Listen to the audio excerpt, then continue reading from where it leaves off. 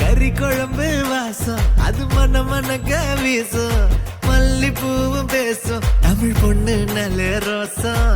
கறி குழம்பு வாசம் அது மன மனக்க வீசும், மல்லிப்பூவும் பேசும் தமிழ் பொண்ணு நல்ல ரோசம். முறைச்சு பார்த்தாலே எனக்கு கேராகும், சூட